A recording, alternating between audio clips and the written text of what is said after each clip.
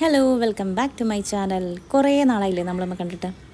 കുറച്ച് തിരക്കായിപ്പോയി, പിന്നെ കുറച്ച് മടി പിടിച്ചു. എന്തായാലും മടി നമുക്ക് ഇതിലൂടെ അങ്ങ് അവസാനിപ്പിച്ചേക്കാം. അപ്പോൾ ഞങ്ങളിന്നേ ചെറിയൊരു യാത്ര നടത്തി തട്ടേക്കാട് പക്ഷി സങ്കേതം കാണാനായിട്ട്. വീട്ടിലിരുന്ന് ബോറടിച്ചപ്പോൾ കുറേ ഇങ്ങനെ ആലോചിച്ചു എവിടെയാണ് പോകണ്ടേന്ന്.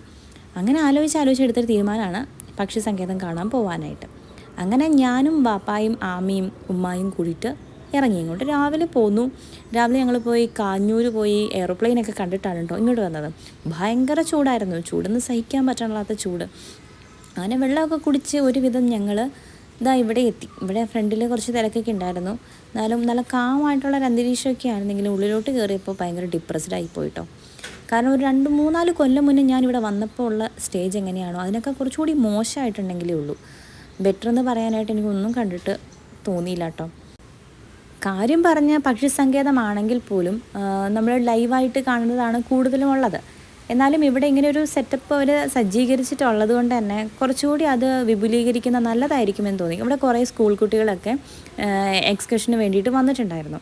അപ്പോൾ അത്രയും കുട്ടികൾ വളരെ പ്രതീക്ഷയോടെ വന്ന് കാണാനൊക്കെ ഇരിക്കുമ്പോൾ ഇത്രയും മോശമായ ഒരു എക്സ്പീരിയൻസ് അവർക്ക് കിട്ടുക എന്ന് പറയുമ്പോൾ അത് ഭയങ്കര ഒരു വിഷമം എനിക്ക് തോന്നി. ഇവിടെ ഞാൻ വന്നപ്പോൾ കണ്ടത് ഒരു മയിൽ, 2-3 അലങ്കാര കോഴികൾ, പിന്നെ കുറച്ച് മീനുകൾ, പിന്നെ എന്താണ് രാജവെമ്പാലാന്ന് ഞാൻ കൂടെ കിട്ടിയിട്ടുണ്ടെങ്കിൽ രാജവെമ്പാല ഉണ്ടായിരുന്നില്ല, പിന്നെ ഒരു മലമ്പാമ്പ്. ഇത്രയാണ് ഇവിടെ ഉണ്ടായിരുന്നത്. നമ്മൾ വലിയ എക്സ്പെക്റ്റേഷന് പോകുമ്പോൾ പകുതി മീനുകളും ഉണ്ടായിരുന്നില്ല, കൂടുകൾ കാലിയായിരുന്നു, പലതിലും ഗ്ലാസ്സൊക്കെ പൊട്ടി. അത്ര നല്ലതല്ലാത്തൊരു സെറ്റപ്പായിരുന്നു. പിന്നെ കാണാൻ ഏക ഭംഗിയുണ്ടായെന്ന് തോന്നിയത് ഈ ഒരു മൂങ്ങേനെയായിരുന്നു കേട്ടോ. പിന്നെ കുറച്ചുകൂടെ പോകുമ്പോൾ കുട്ടികളുടെ ഒരു പാർക്കുണ്ട്. ആ കാണുന്നതാണ് കുട്ടികളുടെ പാർക്ക്. പക്ഷേ പാർക്കെന്ന് പറഞ്ഞാലും അതും അത്ര ക്വാളിറ്റിയിൽ അവർ മെയിൻറ്റെയിൻ ചെയ്ത് വരുന്നുണ്ടായിരുന്നില്ല. എവിടേക്കോ എന്തൊക്കെയോ ഭയങ്കര കുറവ് എനിക്ക് ഫീൽ ചെയ്തു. പിന്നെ ഈ എറുമാട്, ഇതിന് ഞാൻ കയറിയില്ല കേട്ടോ, ഈ കണ്ടിട്ട് പേടിക്കുമായിരുന്നു. എങ്ങാനും വല്ല പലകയും പൊളിഞ്ഞിരുന്നിട്ടുണ്ടെങ്കിൽ താഴെ കിടക്കും. പിന്നെ നല്ല ആംബിയൻസ് ആണ്, നല്ല കൂളാണ്, കാമായിട്ടിരിക്കാം. അതൊക്കെ ഓക്കെ ആണെങ്കിൽ പോലും ബാക്കിയുള്ള കാര്യങ്ങൾ കൂടി കുറച്ചുകൂടി നന്നാക്കുമായിരുന്നെങ്കിൽ. എന്തായാലും അവർ ഫീസ് വാങ്ങിയിട്ടാണ് ഉള്ളിലേക്ക് എൻട്രി കൊടുക്കുകയുള്ളൂ.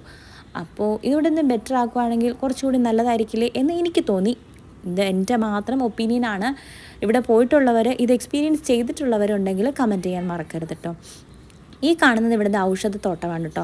ഔഷധത്തോട്ടം എന്ന് പറയാലും ചെറിയ ചെറിയ പ്ലാന്റുകളാണ് വെച്ച് പിടിപ്പിച്ചിട്ടുള്ളത്. പിന്നെ ഇവിടെ വന്ന് കാണാനുള്ളത് ബട്ടർഫ്ലൈ പാർക്കും പിന്നെ പക്ഷി സങ്കേതത്തിൻ്റെ ചെറിയൊരു മ്യൂസിയം പോലത്തെ ഒരു സെറ്റപ്പ് ആയിരുന്നു. കുഞ്ഞു കുട്ടികളെയും കൊണ്ട് അവിടെ പോയിട്ട് കാര്യമില്ലാത്തതുകൊണ്ട് ഞാൻ അങ്ങോട്ട് പോയിട്ടുണ്ടായിരുന്നില്ല, അതായത് മ്യൂസിയത്തിലേക്ക് കയറിയിട്ടുണ്ടായിരുന്നില്ല.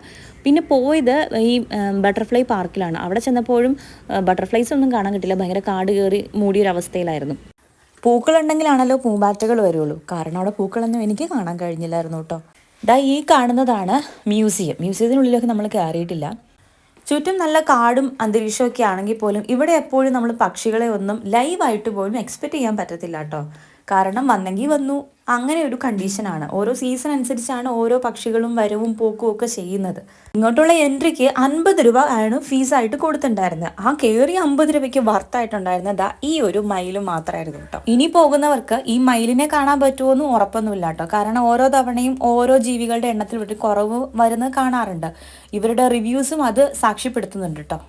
ഇതൊരു കുറ്റപ്പെടുത്തലൊന്നും അല്ല കേട്ടോ, ഒരു ചൂണ്ടിക്കാണിക്കൽ മാത്രം. ആരെങ്കിലുമൊക്കെ ചൂണ്ടിക്കാണിച്ചാലല്ലേ എന്തെങ്കിലുമൊക്കെ മാറ്റങ്ങൾ എവിടെയെങ്കിലുമൊക്കെ ഉണ്ടാവുള്ളൂ, അല്ലേ?